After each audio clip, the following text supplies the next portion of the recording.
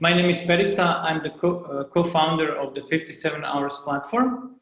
And 57 Hours is a platform where you can find and book the best guided outdoor adventures. And hope you're all safe in these times. We spoke earlier that things are starting to reopen slowly, and guides in Europe are even able to work under special measures. So things are moving in a good direction, and hope you're safe as well. Thank you for joining our 57 Hours Epic Adventure webinar. This is actually the repeat of the Svalbard webinar we did last week. But we had so much interest, we decided to repeat it.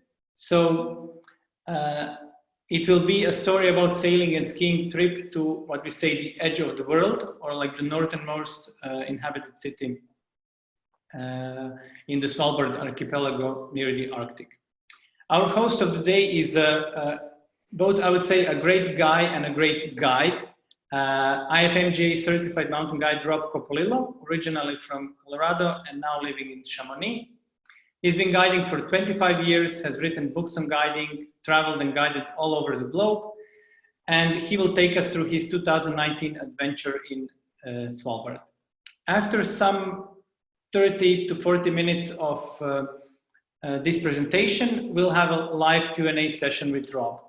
So please submit, you all got the form to submit the question, and I'll share it in the chat again. If you have any question during the presentation, you can submit it to this Google form, or you can ask it in the chat.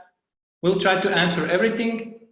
If we don't have the time to address all the questions, Rob will reach out to you personally via email if you leave the question in the Google form. I think that's all from me. So let's move on to Rob and his great presentation. Great, thanks, Perica. Hi, everybody. Thanks for showing up this evening.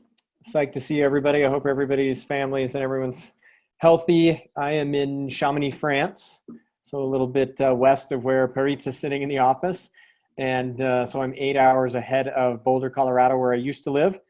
My family and I just moved over here. So I just went rock climbing for the first time today in quite a long time. So I'm feeling, as the French say, deconfined, at least for the moment. So thanks for showing up, and I hope everybody's doing well. I'm feeling good though, because I got outside today, so it was cool. Yeah, thanks a ton for checking out our Svalbard presentation here. And we're gonna dive into a few things about the trip, and by all means submit questions. I had the opportunity to answer a bunch of questions via email over the week. So if we can't get to one of your questions tonight, by all means submit it via email, and then I'll try to get back to you this coming week on just about anything. You know, some folks were not skiers at all and just had weird questions about Svalbard, and I tried to answer them with a little bit I know about the place. But we'll dive in and give you a look. And you can see just a little teaser on the front there. This is from our 2019 voyage under the midnight sun. And we had a gorgeous boat and a wonderful crew and an unbelievable experience up there. I mean, it's just a dreamscape. It was really cool. So we'll dive in and give you a little introduction to it. If you're having a technical glitch, you can chat with Perica there in the chat function, and we'll see if we can get it sorted out. We'll do that. So just a little overview of what we're gonna get into. We'll talk about where Svalbard is. Hopefully everybody has looked at it on a map, but gear and how to get there, how you get around. You can see that beautiful sailboat there on the right. We'll talk a little bit about that, and our sort of a typical day out touring, and then other stuff to do in Svalbard, because it, like I said, it is a really neat destination. And the buddy with whom I guided this trip went the year prior to me, and by the end of the week, I mean, he was, you know, texting and emailing me saying, "You're not going to believe it up here. You got to check it out." And so it took a little cajoling, and sure enough, I went up there, and by the middle of the week, we were, you know, scheming on how to get there in 2020. So we were supposed to be there right now, and we have pushed until 2021. And most, not all of our guests are able to reschedule, but we did have a few folks run into difficulties. So there's a few spots open a year from now.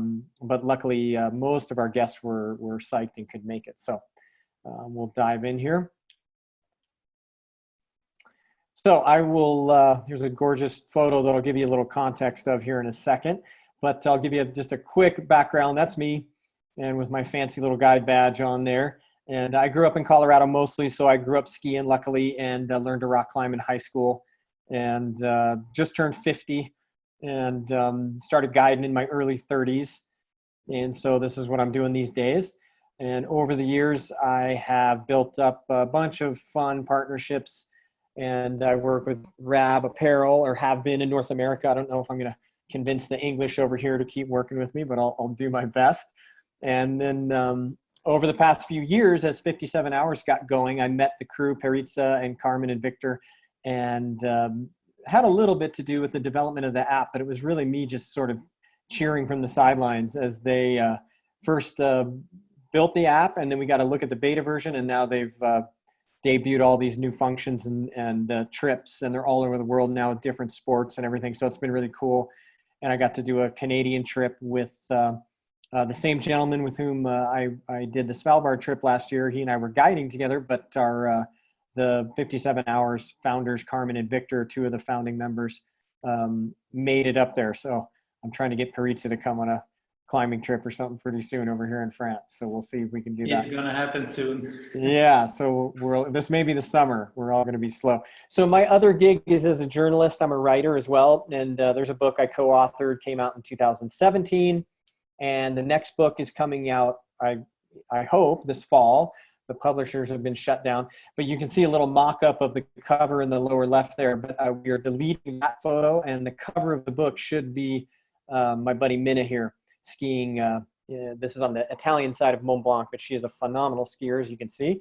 And so we're going to use that photograph. It's a Ben Tibbetts photo. He's a mountain guide and a photographer, just a gorgeous shot. And so anyway, that's why I put that in there. But we'll dive into Svalbard here. So hopefully everybody took a quick sec and looked at the map, because you got to really go to the top of the earth to see where Svalbard is. So we'll talk about how you get there and what you do and all this. But most of us will fly through Oslo, the capital of Norway. You can see a little thumbnail of it there, and it's a wonderful city. I had a blast there. I'd never been, and I spent an extra day there last year, and just gorgeous, great architecture, cool museums, just had a blast. But you can also get to Svalbard via Stockholm, Sweden. There's a little bit of flexibility there. And I think last year there was one flight a week out of Russia from St. Petersburg. So if you like your odds and you want to try out Aeroflot, you could do that. But for most of us, will go through Oslo. And it's a cool place. I would highly recommend at least spending a night or two there. Pretty neat. And so however you get there, this is the view when you walk out of the airport in Longyearbyen, the capital little village. Really, it's not much more than that on Svalbard. And you can see the distances there to places all over the world. 2,000 K from Oslo, and I think somewhere on there saw that it's 11,150 kilometers from Brasilia, so 18,000 kilometers from Sydney, Australia. So you can see you're way up there near the Arctic Circle, past the Arctic Circle, I should say. You're close to the North Pole. And the capital, I believe, is at 79 degrees north. And if you look at the bottom of that sign pole there, you see the little polar bear warning. So as soon as you're out of the airport, they're warning you about polar bears. So it's an unbelievable spot. Almost very, very few people, almost no one gets to see a polar bear. It's really a rare circumstance, but we prepare for it, and I'll tell you a little bit about that. But as soon as you're out there, you're in polar bear habitat. It's really neat. And when I flew in, we had a van waiting that we had rented. And I arrived to an email that said, oh yeah, the van's out in the parking lot. Here's the license plate and the keys are on the dash. And that's kind of the rental desk situation in Longyear. So at first it seems a little shocking, but then I think there's only 40 or 60 kilometers of road on the entire archipelago. Maybe 10 or 20 of those kilometers are right here in Longyear, and but they don't connect to anything. So I suppose you could steal a car, but you have nowhere to go. And when we were up there, everyone was talking about this Russian fella who had robbed a bank and had held out for about 45 minutes until the cops got him because he really had nowhere to go. And it turns out he was looking for a reason to get off the island. So he is now serving a prison sentence in mainland Norway, and then they'll send him back to Russia. But the story was, I don't know how much of this is true, but they said he had run out of money and had no way to get off the island. So anyway, that's the scene up there in Longyear. So you walk out and you see that, rent your van and drive into town. And we were there a little bit earlier last year, but you can still see there's quite a bit of snow right here in Longyear. And the ski touring right out of town was decent. We had a couple good days, and then we often, sailed north out of the harbor there and out of that fjord where there's a bit more snow. But you can see what it was looking like in April last year. And they've had a very good winter this year. Unfortunately, we're not going to see it, but I know after confinement, a bunch of the ski areas in Norway reopened. So there in the top of the world right there, you can see Norway on mainland Europe, and then north of there is Svalbard. It's about 60 islands that are circled there. It's an archipelago, and there are some stats for you. The tip top of it is 84 degrees north, so you're past the northern tip of Greenland practically, and that's mostly glaciated, and there's more polar bears than people, so kind of cool. And there's a close-up of it. You can see if you follow my cursor, there's Longyear right there. That's the little capital village. There's a couple thousand people right there. And where we went last year was mainly up in these fjords here, and had just some phenomenal skiing. And we got to visit this little kooky town, Barentsburg, which I'll tell you about and show you a photo or two. It is a trip, I must say.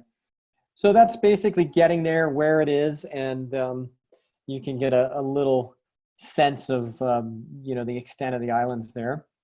And in terms of gear and required experience and logistics, I know I got emails this week, people asking about avalanche courses, what skis I took, all this kind of stuff. So last year, 2019, we had all skiers on the boat and one split boarder, no snowshoers. There have been years past where you might have a mixed group of some snowshoers that show up or something like that, but it's better for all of us if we're all kind of moving at the same speed. So we had one split boarder last year, but everybody else on alpine touring, or what they call randonnée skis here in France. And then we while we're out there skiing, you're on glaciers and sometimes in avalanche terrain, so we carry beacon shovels and probes. And like I said, Tom, like I am, is an internationally licensed mountain guide. He and I were on the trip together last year with an apprentice guide who's very capable, Canadian trained, and Tom's Canadian as well, which my money, the Canadians have the ski thing figured out. So it's kind of cool working with him.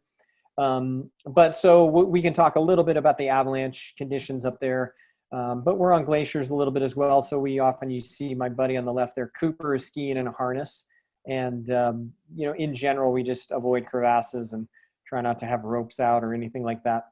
And, we had some basic ski mountaineering equipment with us as well. The nice thing about having 3 guides on the boat is that you have options. And so if there's one group that wants to go really big one day, they could go a little longer, or they want to get on top of a little bit steeper peak, then they can do that with a guide. And if there's folks that just want to cruise around for a couple of hours and have a relaxing day, you can do that as well. So it gives us a lot of flexibility. It's a great situation to be in. And then for a ski and a sail trip, we're out there on the boat, so you got to bring some comfy clothes and something to wear around inside the boat. That's a bit like a hut trip, but it's a little bit colder up on deck maybe.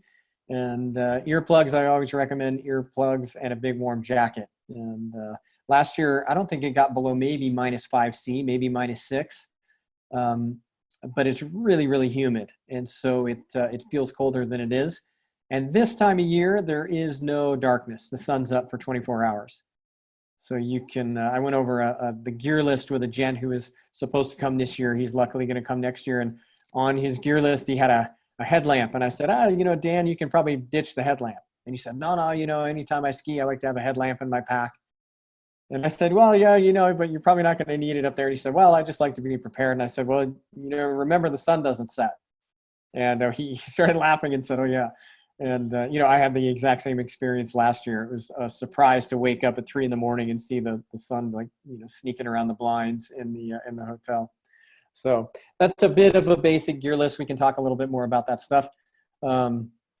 And, you know, like I said, in terms of getting up there, you go through Oslo or Stockholm mainly. There are also occasionally flights from Tromsø, which is a little town on the north coast of Norway.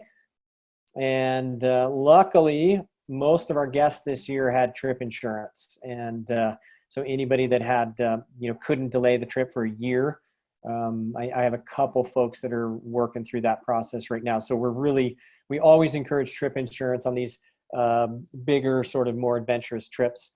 But you got to read the fine print too, because this is way north. And now with the pandemic happening, some of the policies they sell have language in there that says they don't cover, you know, acts of war, pandemics, you know, alien invasions, things like this. So I always politely suggest to people buying carbon offsets for the trip.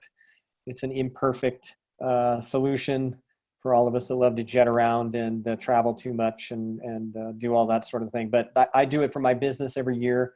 And I think it was $500 for all of my travel all of last year. So for a trip like Svalbard, I don't even know, maybe it'd be $75 or something, $50. So it's a chunk, but it's not so much. And last year, what we did the last 2 years, actually, what we've done is for folks that book early, we meet them in Longyear 3 days early and we go touring. And we can tour the 3 days before getting on the boat. So that gives folks an opportunity to check out Longyear, which is really cool. Actually, it's the world's northernmost brewery and chocolatier, I think, but it's got a cool little museum as well and a couple of nice restaurants. But it lets you get over jet lag and, you know, see if your gear's working and all that. It gives us a couple days to figure things out. We had one fellow last year forget his boots somehow in Prague. This poor guy, so he luckily had time to sort it out. So, but that was a stressful afternoon. And then in terms of training for the trip, like I said, we have 3 guides on the boat. So some days are longer, some groups go longer. And but in general, I would say our days are between 4 to 7 hours, maybe 8 if we had a really beautiful day, great snow. You know, so that's kind of how much backcountry touring you're going to do. And we're not using helicopters or anything like that. It's all human powered. So once we take the little dinghy in the morning and get out on sea ice or on shore, we start skinning right away. So, and we're not going, you know, gangbuster pace or anything. We like to enjoy it and have fun and look around. We saw a couple Arctic foxes last year and walruses and seals and whatnot. So it was cool. So, but once all of the logistics and training and all that stuff's out of the way, it's time to get on the boat. So hopefully you can make a couple days of touring in Longyear. But once we're out there, you can see the boat on the right. That is the Noorderlicht. It's a Dutch registered boat. Noorderlicht means Northern Lights in Dutch. And I'll show you a photo of the boat captain here in a sec. He is a kook and a wonderful guy. And that's home for the week while we're out touring. And we change places just about every night. And, you know, if there's rough seas or something like that, we might try to limit our travel out in more open water. But last year we lucked out. We had a couple folks a little nauseous the first night, but they got used to it and that was it. Everybody had a great week and it was cool. And so things went great. And then you see on the left is a little Zodiac, and that's how you get from the big boat to the shore every morning and afternoon. And that's about the crux of the day. That's what always gave me the willies last year, is just making sure everybody got in and out of the big boat safely and without anybody falling in. So we take it slowly and are very careful. So there's our captain on the left, Floris. He's on the far left. He's the energetic, fun, just a blast to be with, little Dutch dude. And that's his boat. He bought it out of a shipyard and restored it. The interior's gorgeous. Repainted it, reinforced the hull, and that's me with him. We had a great time, and I'm looking forward to seeing him next year. And so, like I said, you know, we have a couple modes of transportation out there, but I'll give you an idea of a typical day on the Noorderlicht. That's changing venues at night there. It's 150 feet or about 50 meters long, that boat. One evening we got to sail under full sail, so it was really quite a sight. I'm from Colorado, which is landlocked, so I'm not much of a sailor, but it was impressive to see them rig the sails and do their whole thing. So let's dive in here. So in the mornings, we take that little Zodiac across. You can see one of the fjords way down there in the background, a nice little sheltered spot there, so you're not tossing and turning all night. And you can see our tracks coming across the sea ice and then up on the shore. and then eventually up in the hills. We end up going right as the sea ice is retreating, but there's still enough snow that we can ski tour. You know, later in July or August, that whole fjord will be melted out, and much of the shore will be wildflowers and tundra, you know, and you would have to walk quite a ways to start skiing. So really that last part of April, beginning part of May is the sweet spot when the snow is still deep up on the peaks, but the sea ice has retreated and the boat can get around. So we start the mornings with a nice casual climb up the hill. And then as you get higher, that's our buddy King Grant right there from Boulder, Colorado. King is getting up higher and getting a load of the view. You can see, I mean, we really lucked out last year with the weather. It was like this, so maybe 6 of the 9 days I was there. And so you just got blue sky and white glaciers, white peaks, and then blue ocean. It's really a dramatic landscape. And you top out on these peaks that are about 1,000 meters, 1,200 meters, some of the bigger ones. And, you know, you top out and look off the back and you just see glaciers going 50, 60 kilometers into the interior. It's really an unbelievable landscape and just a skier's paradise. You can see all those peaks have ski runs on them. And really, you get up in the morning, look at the maps, the guides have a meeting, and, you know, we assess all the snow conditions, the avalanche hazard, you know, anything else that's going on. If somebody's having a binding issue, you know, we try to deal with it and all those sorts of things. But really then it's just a matter of, you know, pointing the group in a direction and let's get on top of something and get some skiing in. And there's looking back the other direction from that same summit. You can see open water out behind my buddy Dan there, and gorgeous. That's the Barents Sea, just gorgeous conditions last year. It was really cool. And we got a bunch of great runs in. And there's my buddy Betsy. She is a really skilled skier. You can see she's got perfect angles and hands forward and all that. But this is kind of, you know, much of the skiing you do is kind of, you know, around 30 degrees, and you're just looking for the best snow conditions. And if you want to go a little steeper, we went steeper one day. And but for the most part, we're just doing, you know, phenomenal runs. Often we had a tiny bit of precip while we were there, and so Tom got a little bit of a shadier aspect one morning and had a little bit of pow skiing. But for the most part, it's spring skiing like you're seeing here. Consolidated snow, consistent snow, and just great ski runs. You can see this is run number 2 on that same peak. And you can see how many tracks we laid down right there and put an up track back up, and got a second lap on that. And, you know, on this day we split into 2 sort of larger groups, and I went over here and got 2 laps on this thing, and Tom's group was over behind me and got a run over behind us, I think a little one, and then came over here and got a run on here. And, you know, we all ended up back at the boat within, you know, 25 minutes or a half hour of each other, and just had a wonderful day. It was really cool. So we get these ski runs back, and then you can hit the sea ice. We had a little bit of time to kill, so we skied way over by that glacier. And we're actually on frozen sea ice right here, seawater. And, you know, so in a few weeks, this is probably open water in one of these dramatic glaciers where they calve off into the water. It's really cool. So that's a little bit about the ski, and there's another peak. Maybe Rob, you can tell us how many these peaks per day do you ascend and ski down to? You know, we were doing, what ended up happening last year is we do one peak and get a couple laps on it for people that were motivated. But if you had a really psyched crew, what was appealing to me, we didn't do it last year, was to try to traverse one of these peninsulas sticking out in the water. So the boat would drop you off in the morning, you go up and over a peak, ski out, and the boat would motor around and pick you up in another bay. And so I was hoping to do that. But if you had a really motivated crew, you could certainly get over, you know, 2 or maybe even 3 of these peaks. They're not enormous. They're between 2 and 3,000 feet. So you'd have to keep moving, but you could certainly pull it off. So, you know, there were mornings though where we just did one run and we were out. And if we were going to try to sail a little bit farther that night, or maybe people were tired or whatever it was. So, but here's another peak we skied, so you can see more fun conditions like that. Pretty nice looking. And just one morning we did something a little bit steeper, so you can see the skis are on the backpack there, and we were booting up a little bit of a steeper slope. And it was a little bit of grade over that day. You can see the wind ripping over the ridge. This is one of the cold days we had, but it was still, you could see, and visibility was fine. We had a really fun run, and then went back and met the other group. The other group is right across the valley, so we could see each other and talk on the radio if we had to. So that was a fun run right there. And then you end back on the sea ice, and there's the full view of that photo I've shown a couple times, but you can see the little Zodiac boat picking us up, and the Norderlicht's waiting right there.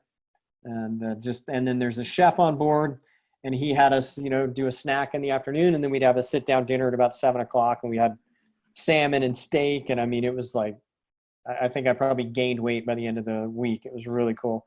So we had a couple questions about avalanche conditions and snowpack, for last week's webinar. This is an approximation. I kind of built this after the trip just to give you an average of what the snowpack looked like. So this is just a graphical representation of what the snowpack was like. And on this axis, you can see depth. So, we had some shallower areas, some deeper areas, but it was about 1.5 meters of snow that time of the year. And on this axis is how hard the snow is. So this was actually really hard snow right there. That was a rain event. Well, I don't know, 10 days before we got there. And then we had a bunch of new snow on top of that had consolidated. So for the most part, besides this rain event, we had really consistent snow all the way to the ground, very little avalanche danger. We certainly didn't trigger one, and we didn't see any recent avalanching the whole time we were there. Couple things, little ridge lines that had small avalanches right as this new snow came in, a week before we got there, but that was about it, small little things. So in that aspect, it was really relaxing in terms of decision making for avalanches. We didn't have to feel too puckered up most of the time. But if you have more questions about the snowpack up there, certainly hit me on email, and I'll try to fake it as best I can, or ask somebody smarter than me about some snow science for you. Maybe we have one question from Kathy. Did you have any telemark skiers on your trip? Tele skiers. No, I don't think we did last year. Which is not to say there's anything against it or we wouldn't take them or anything like that. It's just tele has gotten less and less popular over the last decade, and we just see fewer and fewer tele skiers. But I had a couple tele skiers on an avalanche course I did last winter in Canada, and they're still out there, just not as many as it used to be. But it's certainly a very similar experience. There's nothing, we wouldn't change anything about our day or how we guide or anything like that, so no big deal. We had one split boarder last year, really experienced guy, a great dude, a French guy, but lives in Seattle, good buddy of mine, and he was a blast to be out with, so it was fun. Now that's a typical day. And, I gave you sort of a sun up to sundown. We have dinner and then maybe transfer location, sail for a couple hours at night and get to a new fjord and go look for somewhere to ski the next day. Now last year though, we got really, really lucky, and we got to see a polar bear at a mostly safe distance. And as you're skiing around, you see these tracks across the ice, right?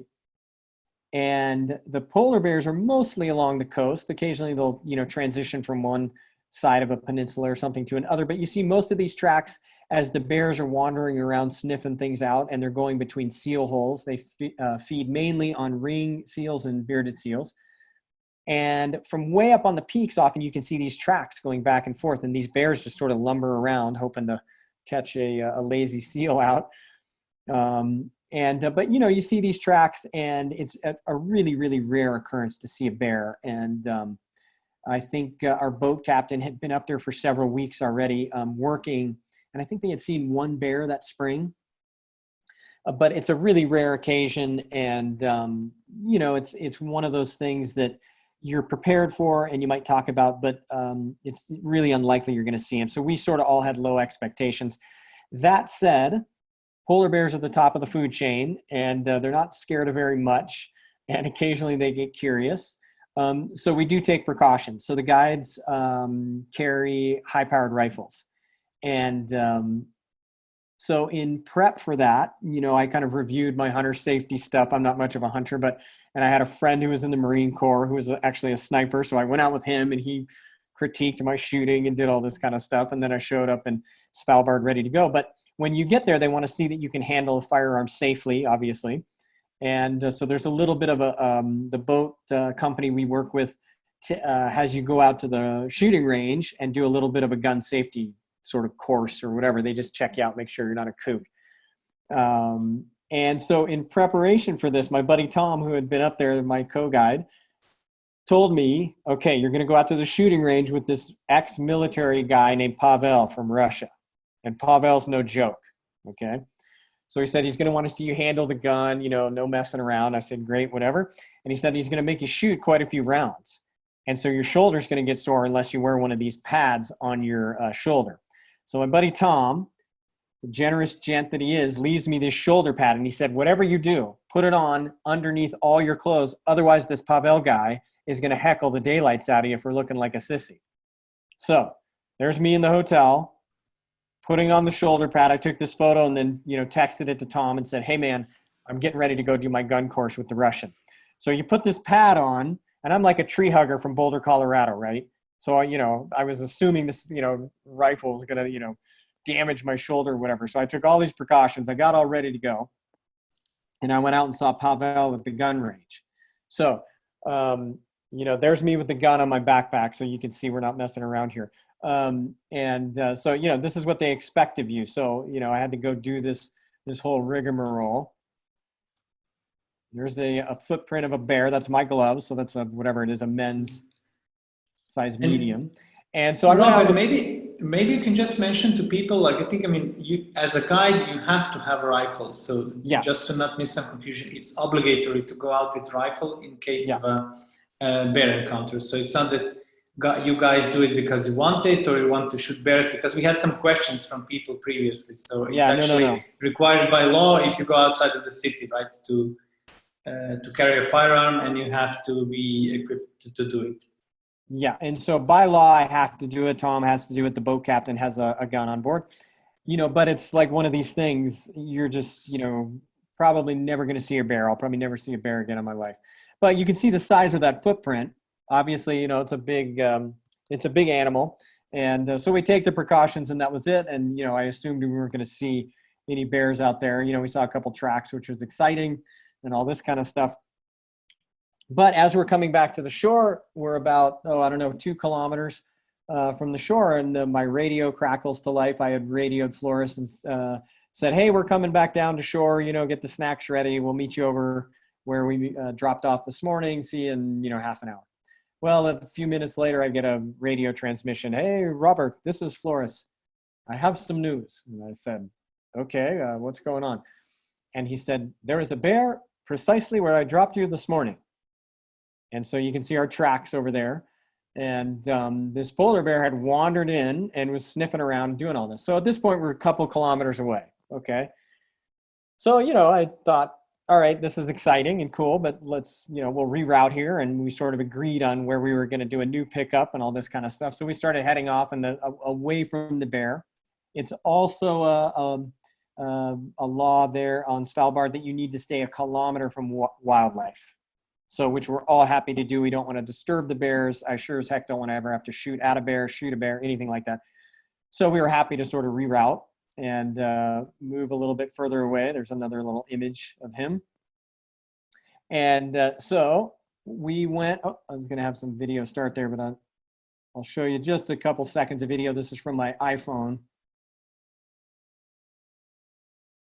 And so I apologize for the quality, but I zoomed in there. But you can see him just sort of lumbering around. This is what he did.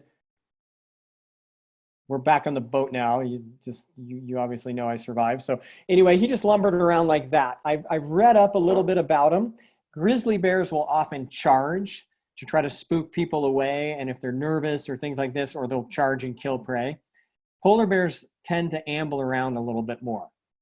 They are fast if they want to run, or, if they charge you, but they charge less frequently. And this guy just ambled around like this. We, saw him from a distance. And so we're skiing over to a new pickup spot. And then Flores gets back on the radio and says, Robert, I have some bad news. I said, okay, Flores, what's up? He says, the bear is heading right towards you.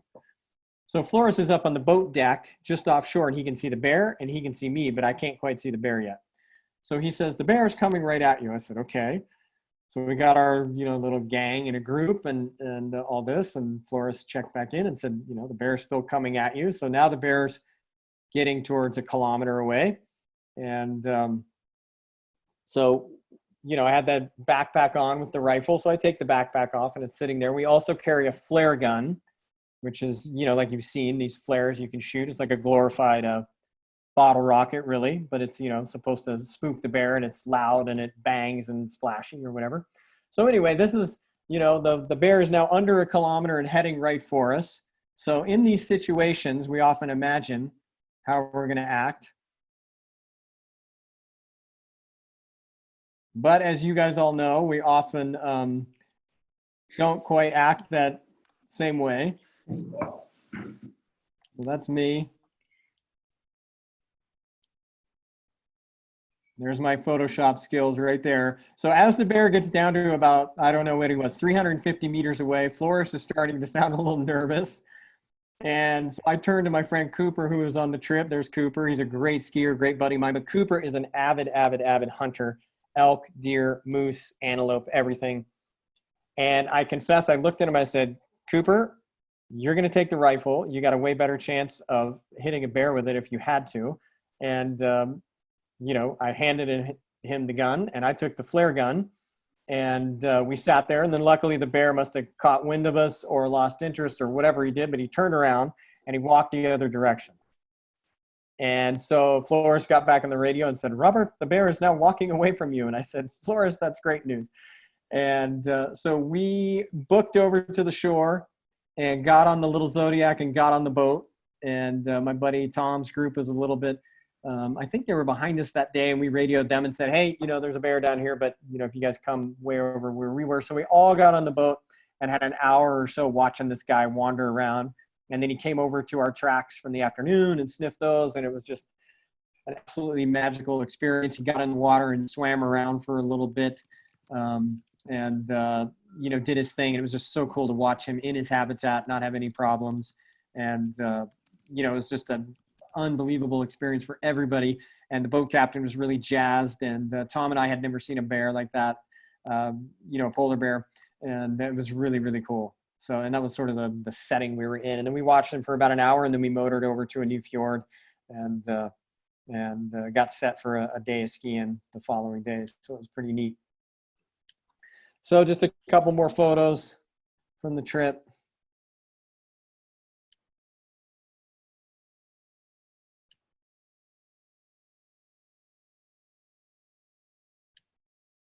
And we had a couple questions after last week's webinar about other stuff to do up there. Obviously, our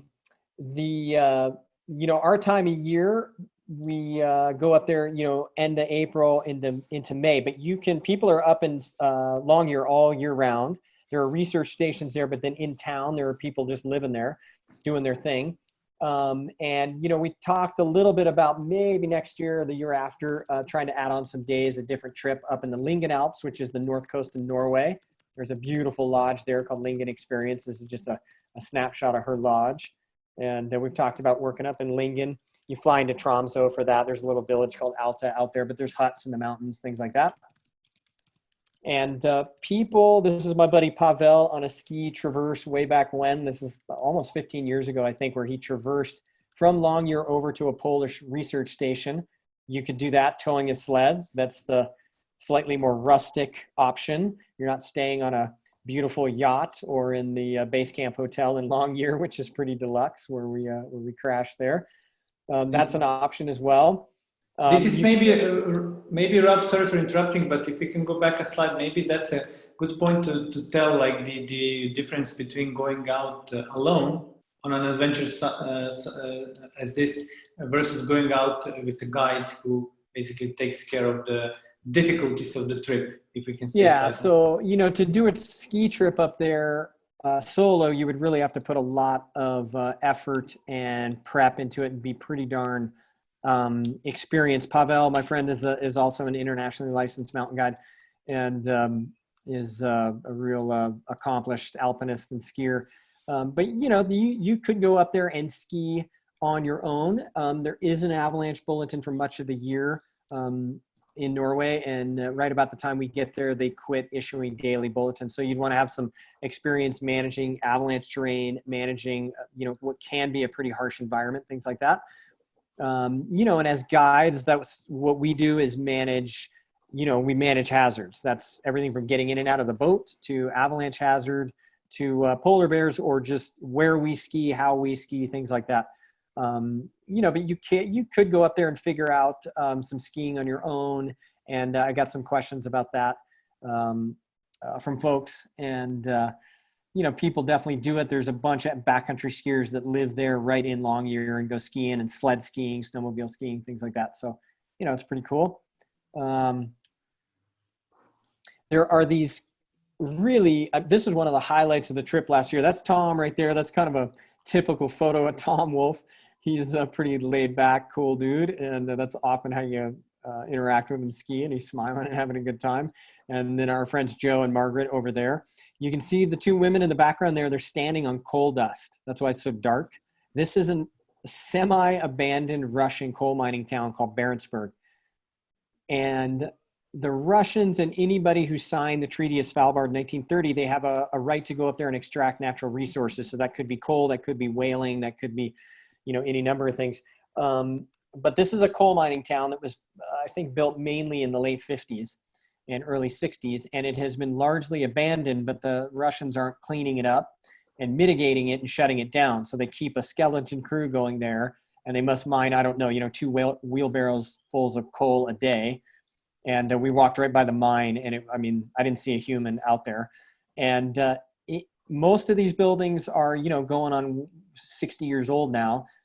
And it looks like you got dumped in the Soviet Union in like 1962, and everyone's gone. It's just crazy. There's hotels. There's a huge rec center on this island where we walked around inside, and the pool has been the surface in the pool is all pulled up. There's no water in it anymore.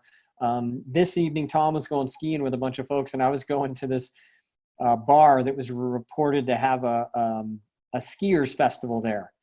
And town was absolutely deserted. We walked into this bar, and sure enough, it was full of Norwegians on a ski tour, and their boat had dropped them off and was nowhere to be found. I don't know where the boat went, but all these folks are hanging out, having a good old time in the bar, and the rest of town was deserted. It was absolutely crazy walking around this place and seeing there's a mural in the background there, sort of an homage to an explorer named Barents, after whom the Barents Sea was named, and this town, Barentsburg, was named. And I would happily dock here for a night again, because it was such a unique experience. There's a little Russian Orthodox church right in town. There's a bust of Lenin right up the hill from where Tom's standing. It was crazy. It was really neat. And then, oops, I think I missed the slide. Yeah, and in there too, they do some dog sledding on Svalbard as well. My wife is crazy for dogs, so I had to take a bunch of dog photos for her. But you can do a dog trip. You can go up earlier and do a dog sledding trip under the northern lights, March-ish, around then. People do that. And there's whaling ecology tours. There's, you can get on a boat and just do like a birding sort of whaling naturalist tour as well. That's, people really do that. And there's snowmobiling, and there's research stations up there. It's just a crazy scene. There's a image of the northern lights above Longyearbyen. That's about the only downside of going late April, early May, is there's no chance of seeing the northern lights because the sun's up the whole time. So, there's a glacier cave too. We toured up to a hole down into the glacier one day and wandered down in there. It was pretty cool. So we're about 30 feet into the ice down here. It's neat. So big thanks to 57 Hours. These guys are awesome, and it's fun working with them. It's been a blast watching their business grow. And that's my twin brother on the left. That's me on the right, but another ski trip up in Canada years ago. Those are our dates for 2021. And like I said, we for those trips, folks will roll in a few days early and tour out a Longyearbyen. So those dates are our time on the boat, May 1st to 8th and May 8th to the 15th. And that's my email down there at the bottom of the slide. If anybody wants to get a hold of me, by all means, you can do it through 57 Hours. Submit your questions via that form that Peritza shared, or you can hit me at info@Veta Mountain Guides. That's my little business, VetaMountainGuides.com, and I will be happy to answer questions now and then in the coming days. So if something pops into your head, by all means, email me and we can chat back and forth about it and see what's what. So great, cool. Rob. Thanks. Thanks a lot. I mean, this was really a pleasure. I've seen this last week. I could watch it again next week. So great story and a great trip.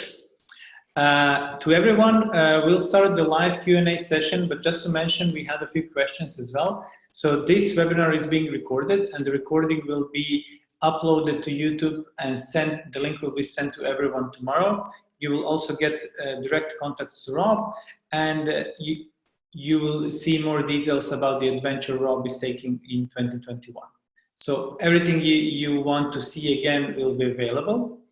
And now we're off to live Q&A. So I'll be asking the questions. You can submit your questions in the forum and you can also leave them in the chat. So maybe we can start with something that we had actually a few people always asking about it. So you did mention risk of avalanches. So maybe you can tell us a bit more like how risky it is there. And for the people interested in going, what level of AVI training do you need to have to go on a trip like this? Yeah, I got that question this week as well. So as in terms of guests, you don't need any avalanche training on your own, none. You know, we're totally fine working with guests that have no formal avalanche training. We're happy to talk about it and, you know, share ideas and throw out some thoughts during the week, but you don't need any experience yourself. And we had everybody on that trip last year, from a gent who had done his first avalanche course that winter to a person who'd been ski touring for 25 years, 30 years. And so, you know, we really have everybody from relative newbies to backcountry skiing all the way up to super experienced folks. You do want to be at least, I would say, an intermediate skier and in pretty good shape. You know, because fitness wise, we're going uphill for a few hours a day, and then you want to be able to ski some variable snow and things like that. But we can certainly, you know, I'm happy to chat further about training and all these kinds of things if anybody gets serious about coming and visiting us. In terms of the avalanche hazard that's there, avalanche hazard changes. You know, there are days where you go skiing, like the slide that's up right now. That's my brother and I, and another trip I was working with Tom Wolfe. That's my brother and me up in Burning Glacier Chalet, northern Canada. And there are days where standing right where we are would be a death wish. And then there's other days like this where it's absolutely great and reasonable. And so on Svalbard, like I said, it's mostly spring skiing. The snowpack has consolidated. So in general, the avalanche hazard is trending down for the year. So, you know, like I said, that week, we really had almost no avalanche hazard to manage. We had a meeting every morning and talked about it. Tom has the, you know, highest avalanche training you can acquire in Canada, and I have the highest level of training you can get as a mountain guide in the United States. And so we put our heads together, and, you know, there'll be a third guide on the boat as well. And so really, we lucked out last year. In general, though, it's spring skiing, so there's less avalanche hazard. But it's not to say that if you got a big storm or you had a different snowpack or something, you wouldn't have some avalanche hazard. And then it's really up to the guides to choose safer terrain on the day. And so our job as mountain guides is really to ski where the avalanche danger is low. And that's kind of then we worry about quality skiing, telling a couple jokes, hopefully seeing an Arctic fox or something like that. But really our job is to like keep everybody safe first and foremost. And so we, you know, have a morning meeting, an evening meeting talking about it. And that's what we do. So, and I've worked a bunch of trips with Tom and had a great time with him. And, you know, he's a pro and you know, I'm always comfortable around him. So it's cool. So. Cool. Thanks for the answer. We have another one from Gilly. She's asking actually about the boat. So when does the boat travel up to Svalbard for the start of the season? Oh, that's a good question. So I wish we could get Floris on the webinar because he's such an interesting guy and a great storyteller. So my understanding is that in certain winters, Floris leaves the boat up there, And the Norderlicht has a reinforced hull. And so certain winters, he lets it freeze into the sea ice. And they mush dogs out there at night. You can have dinner on the boat and then watch the Northern Lights. But I know he told me a story the first season he took the boat up there. He sailed it up there. I think it was late October, maybe early November. They got hit by a storm, and he spent 12 hours out there on the deck chipping ice off all the riggings and everything because it was icing up. It just sounded absolutely epic. But I think most winters now, I think he leaves it up there because the boat is quite well known. And they do like trips out there on the sea ice, and you watch the Northern Lights, and you can have dinner and do all this kind of stuff. But he sails around all summer up there and does naturalist tours and things like that. And then I know he goes back down to the Netherlands and sees his family later in the year in the fall and whatnot. So if you're really interested, I can hook you up with Floris where I can get some more information. So hopefully that gives you at least a bit of an idea.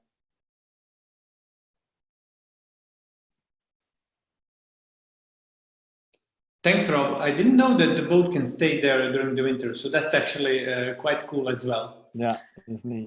Moving on to next question from CD, but we got that on the forum as well. It's basically about the costs of this trip. So maybe you can split the, you obviously have to get there on your own. And then what is the cost of doing a trip on the boat? And maybe you can also mention what is included in the trip. Yeah, absolutely. In the cost.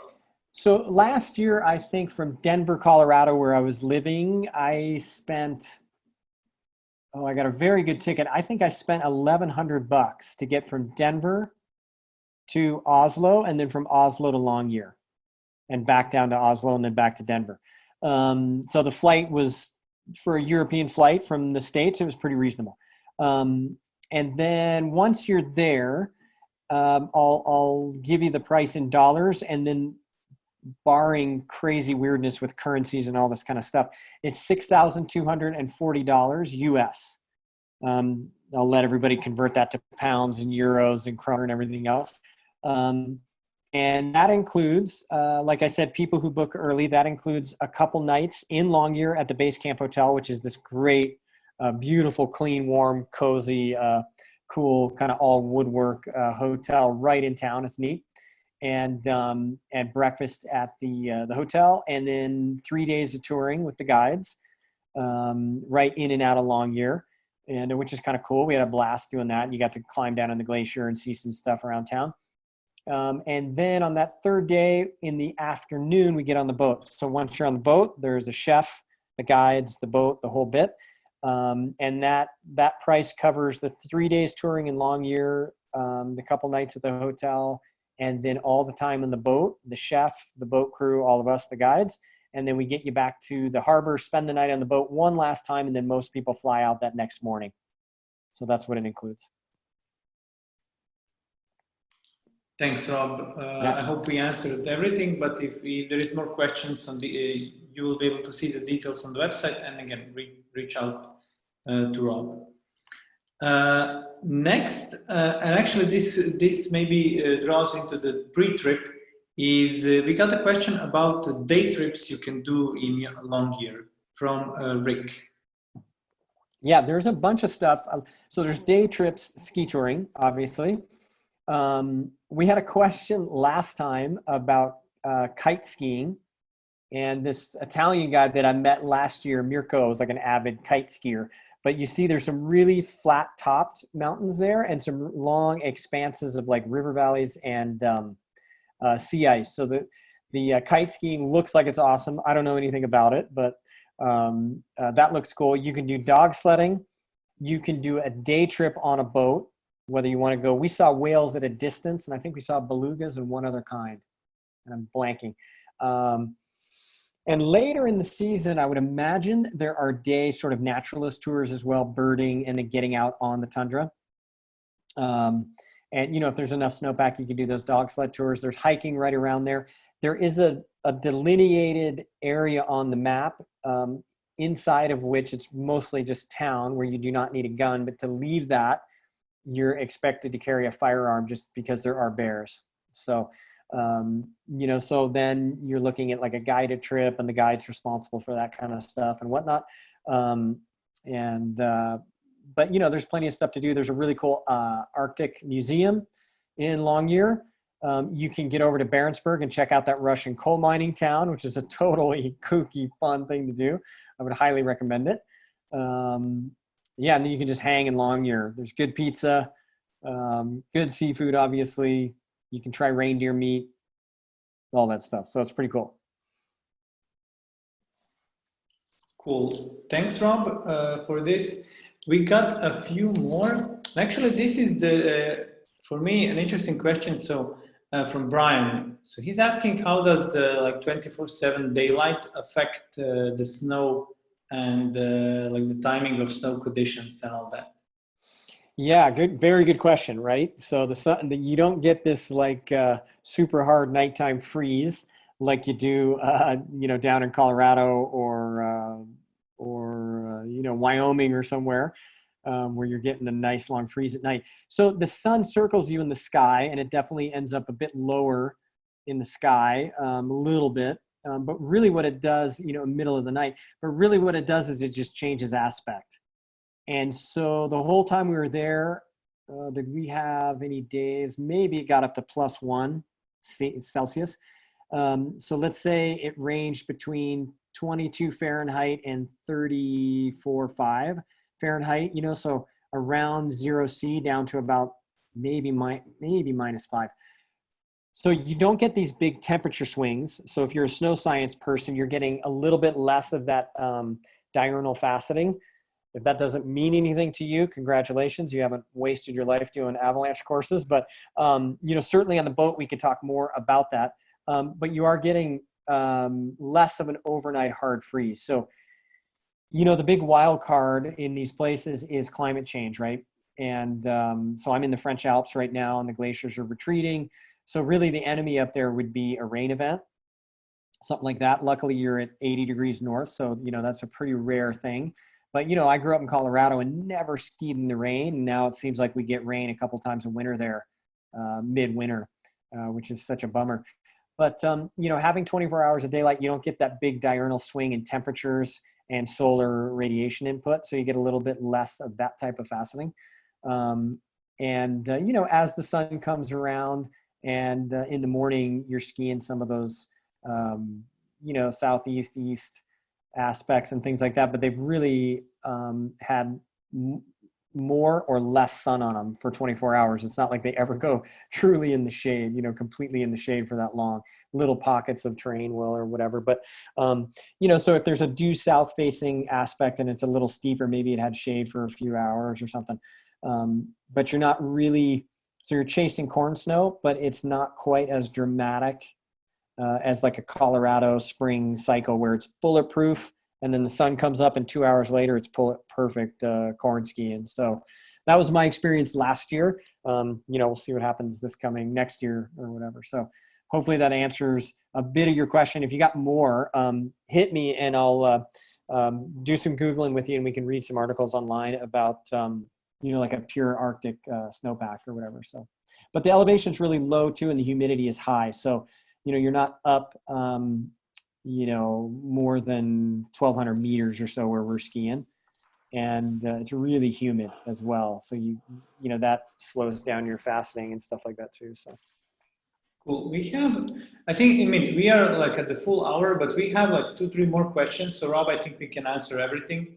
Cool. And then people can reach out later. So actually the most recent one from Chris Howie is, are snowmobiles used in Svalbard and are they against the law?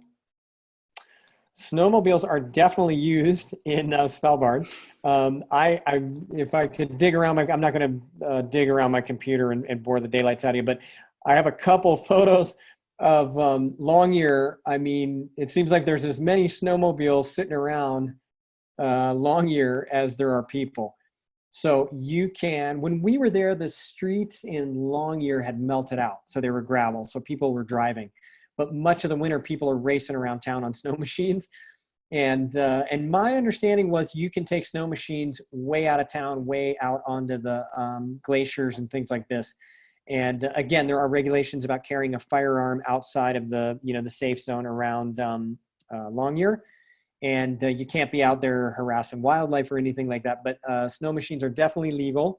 And like I said, I think there's 2,000 people in Longyear, and I must have seen 2,000 snow machines just sitting there. And I think they were just going to sit there for the whole summer. And, I would imagine their summer probably ends, boy, I don't know when, August 10th or something, who knows? So anyway, yeah, but you can definitely snow machine up there. Cool. So they're not that they're against the law, they're more than people. So that's cool. Yeah. One more we had is, and actually we had that from last time as well. So what about like medical risks and emergency plans in case? Yeah, great question. Great question. So the boat captain, Tom, and I, and our third guide all have various levels of medical training. In the States, what I have is called a WFR, a wilderness first responder. Tom has something similar from Canada. I'm sure Flores has a big old first aid kit on the boat. And our other guide for our first trip next year is Canadian as well. So all of us are expected to have some competence with like common ski injuries or, just common injuries, cold, frostbite, stuff like that. In addition to that, we have constant radio contact with the boat, and the boat has a very powerful VHF radio that can reach all the way back to Longyear, no problem. And there's a marine emergency channel that we can get on very easily.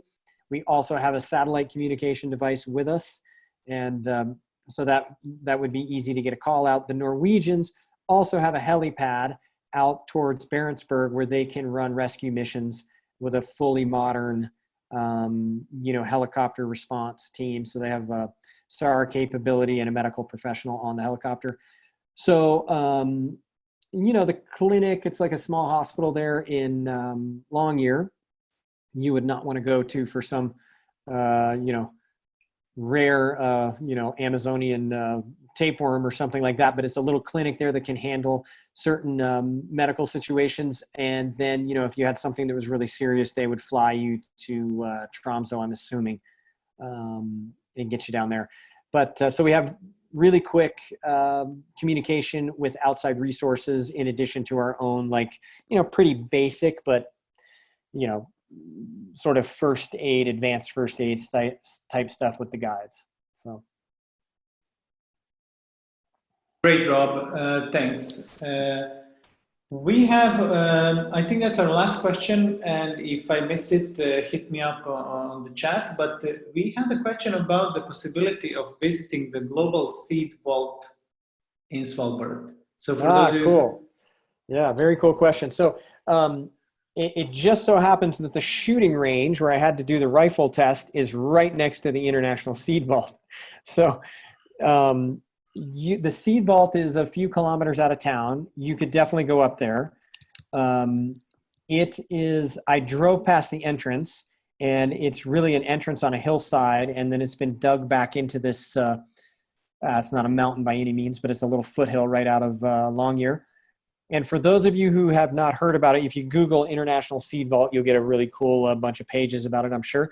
It is basically this controlled sort of laboratory environment in which they have seeds from all over the planet stored there theoretically safely. I'll tell you why I say that in a second. And in the case of whatever, locusts, a weird famine, drought, I don't know, some biological problem, they would have seeds from all over the planet with which they could reseed, natural things and agriculture, all this kind of stuff. The reason I say they are theoretically safe is they put the seed vault up there because Svalbard for the last, all of human history practically, has been permafrost, meaning that the ground is permanently frozen a meter or so down. Just in the last few years, though, they've had meltwater getting into the seed vault. And I don't know where it stands right now, but I know a really hot period a couple summers ago, they had flooding in there. And so I don't know if they're relocating it or waterproofing it or whatever they're going to do, but that's where it stands now. But you could definitely get up there and check it out. It's a few kilometers out of town, and you could go see Pavel the Russian riflemen if you go up there. So cool. Cool, Rob. I think this concludes our questions. I went through the list. So again, you can feel free to reach out to us. Rob, thank you very much for another great webinar, great story, and certainly an amazing epic adventure anyone can take with a guide. Thanks everyone for connecting to the event, for listening to us for the full hour. You will all get an email with the recording of this question with contacts of Rob. And I'll just take a minute to announce our next webinars. I mean, we are turning it into a series, so we'll have a webinar every week or two. You will all get notified. The next is happening next Thursday, 21st, with the topic of why you should make Chamonix your next climbing adventure. And I don't know how many climbers are here since this is skiers, but many people do a lot of the things. For those of you who don't know, Chamonix is a birthplace of modern alpine climbing, and probably every climber's dream destination. And if you are a serious alpine climber, you have to be there at least once. And we'll have the opportunity to hear it from a unique guide-client duo with an IFMJ guide, Jeff Witt, who lives in Chamonix for a few years now, and his longtime client, Brian Monetti, doing the webinar together. So we'll get both perspectives of what a guide does to prepare somebody for some classics of Chamonix, and vice versa, what does it mean to be guided for a few years, and how this relationship looks like. So sign up, you have the link in the chat, and for everyone else, thank you again very much, and Rob, thanks a lot. cool, thanks everybody. Email me if you got more questions. Thanks for coming along, appreciate it.